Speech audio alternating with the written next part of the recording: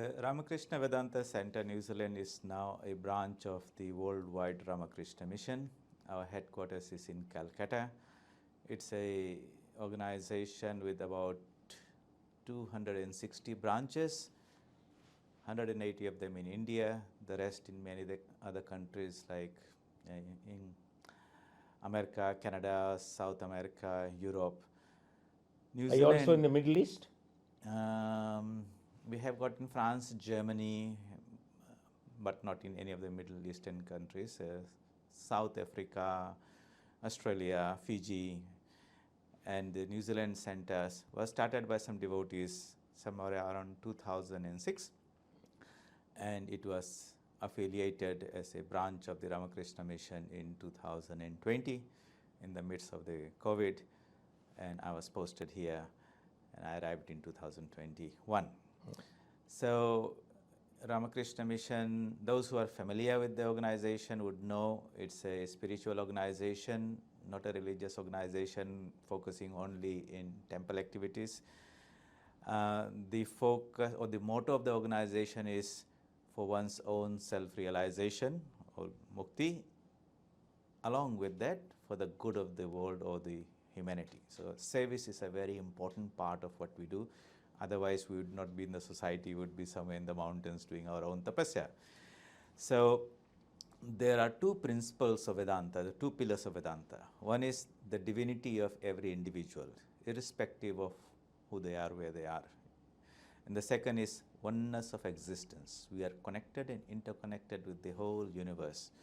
And to put this into practice, or apply the Vedanta teachings in our everyday life, is to perform your spiritual devotions, meditation, japa, whatever we do at our own personal level, but that aroma and the flavor of that should spread out in all our activities and thoughts of our everyday life, whatever we do. So service is a very important part of what we do. In India, we have hundreds of schools in our own universities, about 130,000 students. Medical service is a big part of it. We see about 10 million patients a year. Relief services, wherever there are disasters and all that. For New Zealand, according to the need of the country, we will respond. Yeah.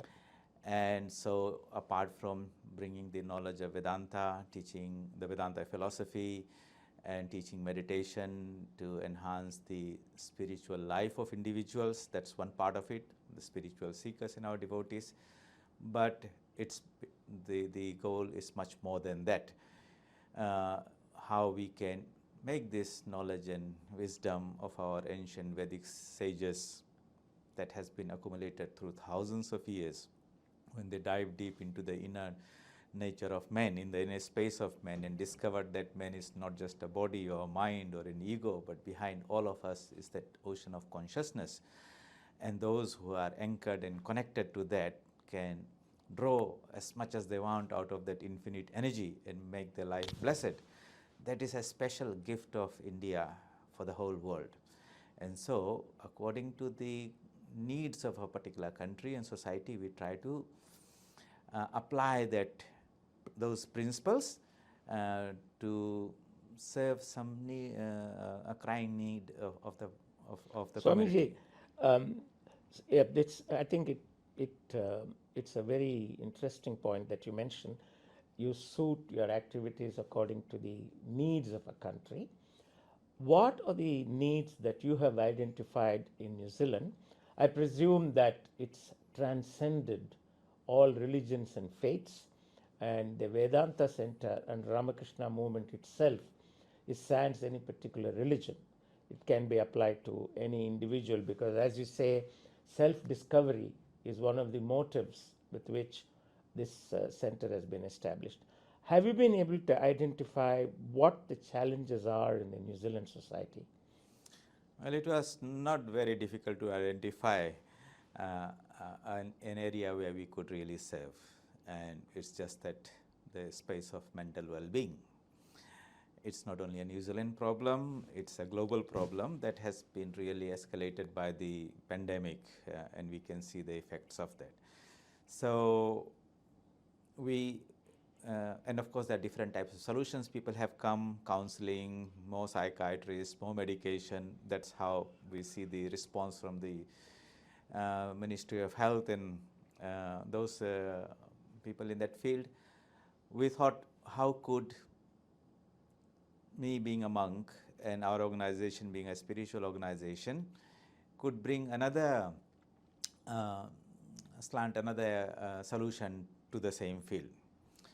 And we go, it's very easy. If you know the Bhagavad Gita, which is the most beautiful, wonderful compilation of the teachings of the Vedanta, it is taught to a person who is depressed. The first chapter is Arjuna Vishada Yoga.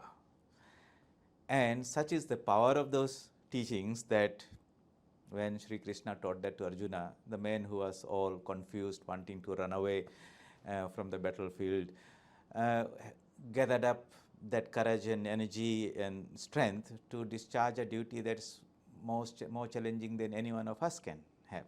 So that gives you an angle about the potential of the teachings of Vedanta.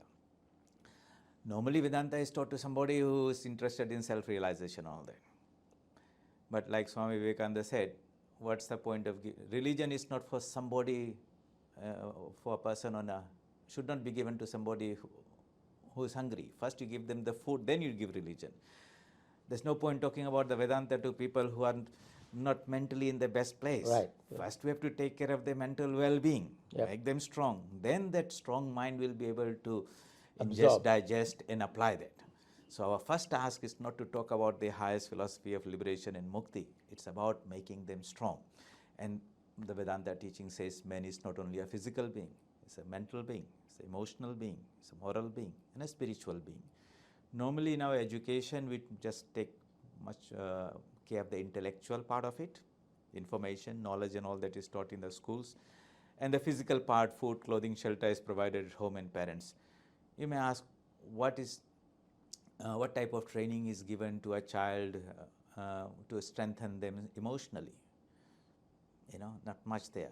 Morally and ethically, it depends. You're lucky in a good family, you'll learn those things from your parents. Spiritually, nowadays people don't want to use the God word because for whatever reason. Right. So the whole personality, if you look at it as a package, the person is not being developed holistically.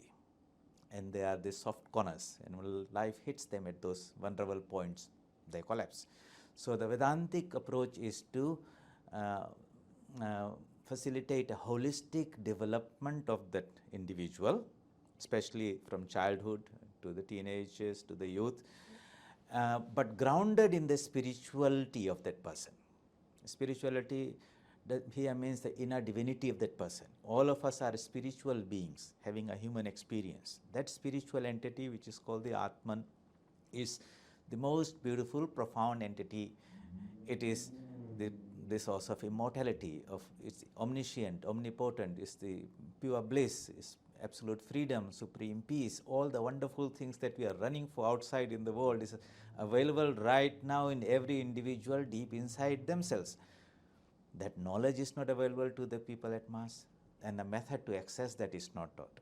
So our approach is to impart those Vedanta teachings in a very simple way, without any flavor of religion or anything. Whatever we are, if somebody is a Christian, let him be a better Christian. If somebody is a Muslim, let him be a better Muslim. If somebody does not believe in God, that's fine. Does he believe in himself or not? That is enough. Right. And so that knowledge builds that self-respect, self-esteem. I don't have what I am does not depend on what the world thinks of me. And it's my own spiritual power that's available to me.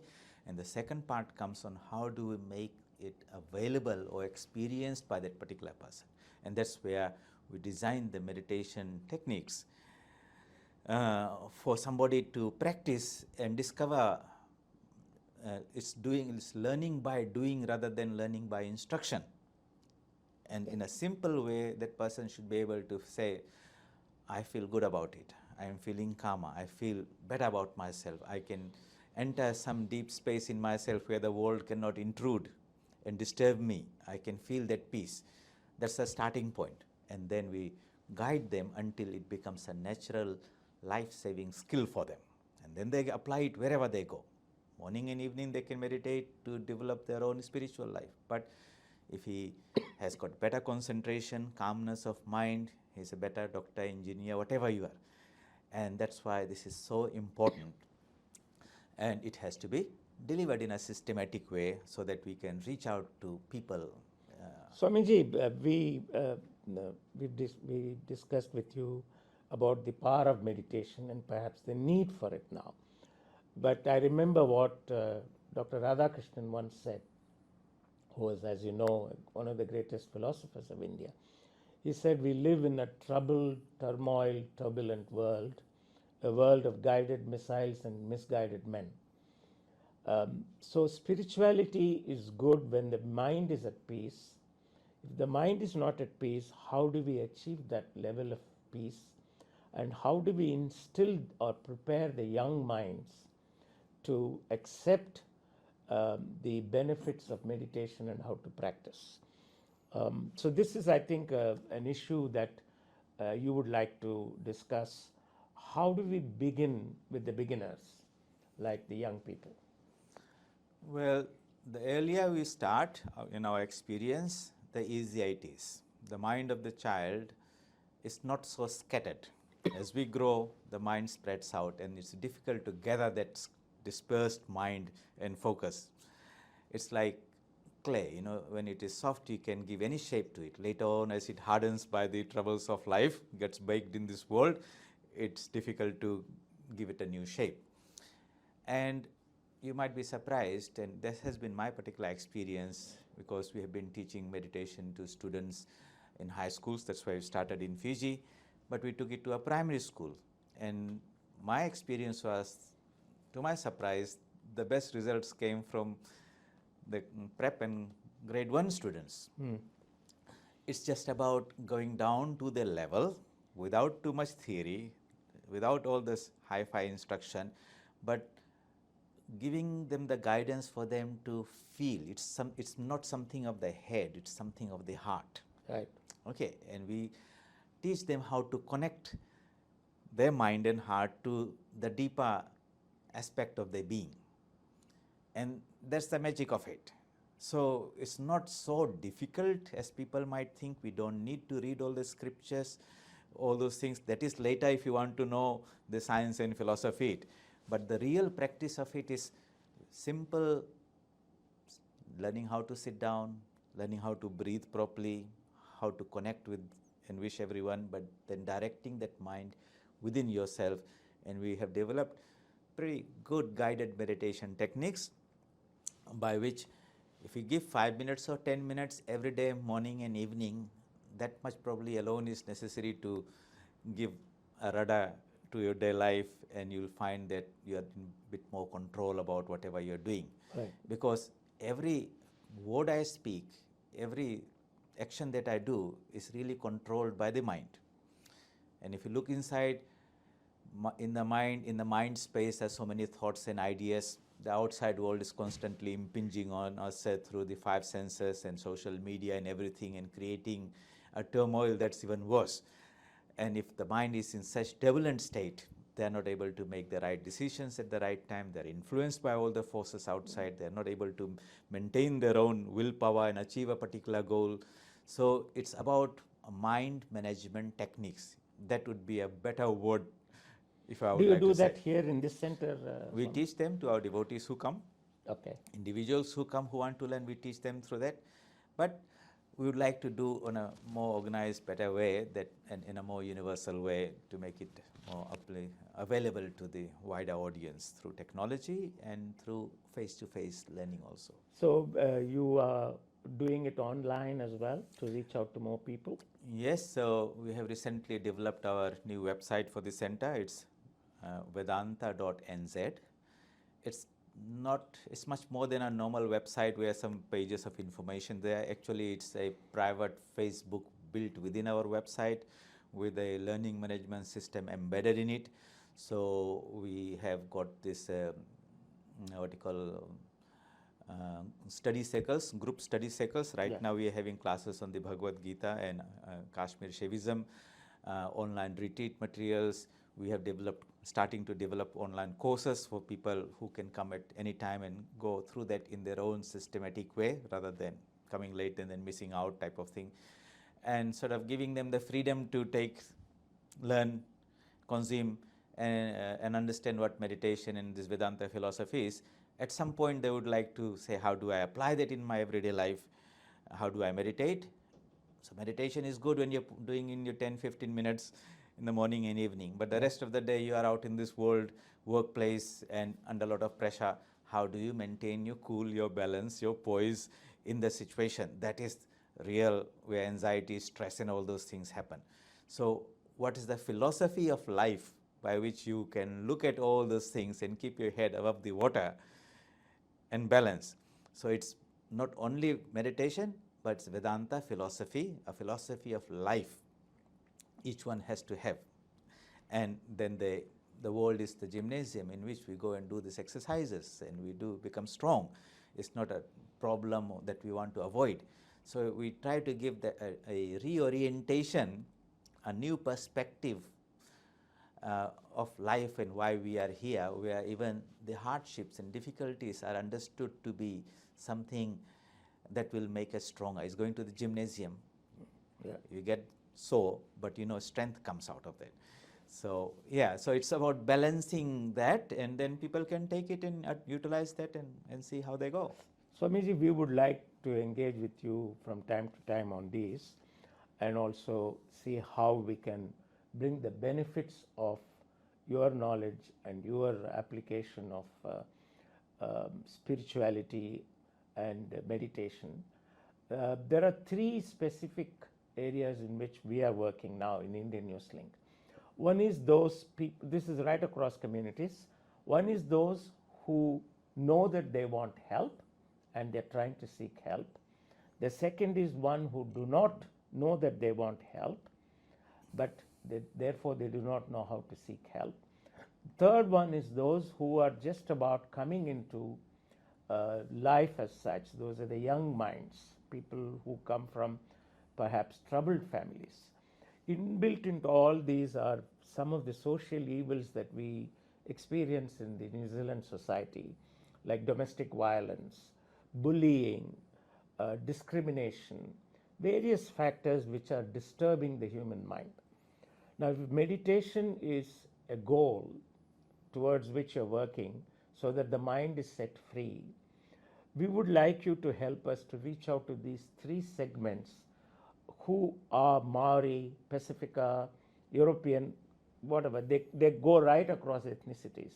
Problems are common to all, but the grades are different and the knowledge of reaching out is different. So we want to find out from you how, through the Vedanta Centre and through your initiatives, how we can structure programs or courses or classes or whatever you call them, so that we can make them available to a larger audience. Well, there are so many organizations and individuals already out there who have got this heart in the right place, wanting to do be a part of the solution. So it makes sense to work with them. Yeah. Just like yours, so it could be a school or any charity, people who are on the ground. Because I would not be able to connect anyone with everyone all over the place. Yeah. But there already are people. So if we could share this knowledge and train them to be channels to deliver this wisdom and knowledge to the people whenever they need, wherever they are, that will bring a greater efficiency and effectiveness in the program. And so what I have discussed with you about these two schools in Fiji, where we have experimented teaching meditation, and also in Aboriginal school in Brisbane. We would like to first pilot one proof of concept in a school in New Zealand, which is sort of, the program is then on the Kiwi soil, so to say, and how it is embedded in the local Maori and the Pacifica culture and spirituality. There are many wonderful things available already in their culture. Why not, this should not be a program to be thought, here's a Swami from India, who's a Hindu monk, is bringing Gita and Upanishad and meditation as a foreign flower in this field. No. What we are teaching are very universal principles about the inherent divinity of every individual. Every individual has got so much positive energy coming from their own culture, from their own family. We want to use that and leverage that and see how this can add a little bit more value without affecting their identity or empowering them, making them better. So it's a very delicate process without disturbing anyone. And having a couple of cases where these people can come and say with confidence that, yeah, this is working for us and we Right. like this, but it has not changed us in a way, taken our own identity in any way. So it's going to be a process where we'll need to work with the leaders and the elders, the Kaumatwas and the church leaders, people who have influence, but they will have to be the front people. We will support them as much as possible until we have a partnership, or so that we have a partnership where this knowledge can empower them to do whatever they're doing better in the space of mental well-being. We will do that, Swamiji, because we believe that at Indian Newslink we have now started addressing a new target, if you like. They are the young people between the ages of 14 and 29, who we believe are, many of them are in vulnerable state and they require help, and they require help fast. When we undertook this project to address them through our Indian Newslink, I was reminded of one saying of Swami Vivekananda. He said, young minds have muscles of iron, nerves of steel, and minds of thunderbolt. The problem is they have to be harnessed, and they have to be, I think people like you will be able to give them proper guidance and create the kind of mental state that they require to grow. You see, there's a famous saying of Swami Vivekananda. After traveling around the whole world, meeting people from the whole spectrum of societies, in his last days he said, my faith is in the younger generation, Yep. the modern generation. Out of them will come the lions who will solve the problems. And so, and that he would have thought said after a lot of Yep. thought and experience. And so we should not see the young generation as a problem, whatever they are. They are the solution. What I find sometimes is that we do not trust them enough. Elders, teachers, curriculum designers, everyone thinks that they know the best and these children will simply learn and follow. You ask any youngster, do you think your parents understand you well? And he says no. Very few, 1 out of 10 might Right. say. Why is that a child says like that? Why are we not listening to them? Can we talk to them? Explain to us what's wrong in our understanding. That's the first step. We have to make them partners to the solution, not, and they maybe formulate the solution. They understand the problems in the circle among the colleagues better than the so-called specialists and, consultants and experts there. If the experts understood it better, this problem would have been solved long time back. The fact that it is not getting solved, that means we are off the track and we probably are a bit adamant in not wanting to listen to them. So my solution is to listen to these guys. I'll give you an example. We're talking about this mental well-being with a group of people. There are doctors, there are lawyers and all those people. Everyone is thinking we should go to this minister or some expert or this and that. There was a 12-year-old, 10-year-old boy sitting there. So I asked him, okay, asked everyone to let's keep quiet and listen to this guy. And everyone was so surprised when he said that, what are you all talking about? That's what we've been hearing from our teachers and our principals. They all tell this world is very tough. You have to be strong, you have to be resilient, you have to be this, you have to be that. But no one is telling me how to become resilient. You see? And everyone was just simply became quiet. Now that type of feedback is important. Okay. And we get that by listening to them. This mental well-being is almost like a crisis. And we can't be sleeping and snoring away. and casually saying we'll do something today and tomorrow and slowly. It will keep on escalating and there will be too many other problems in there. So there has to be a sense of priority attached to it. It should not be something too much of an intellectual thing. Those who very strongly feel, passionately feel that there is, I would like to be part of the solution, I think those are the people that will form part of the team that will drive this initiative. So if there are people out there who really genuinely feel that they would like to be part of a solution through this, please feel most welcome to get in touch with us. And we are in the early days. We would like to have support. We would like to have their feedback, whatever they have to offer, so that many hands can make work lighter and we can reach out to far corners of New Zealand and share, because it's a digital world, whatever we learn from here, success stories with people around the world. The rest of the thing flows. We don't need to go into the details, have the broad plan, details will come out and we'll just Thank you. Thank you, Swamiji.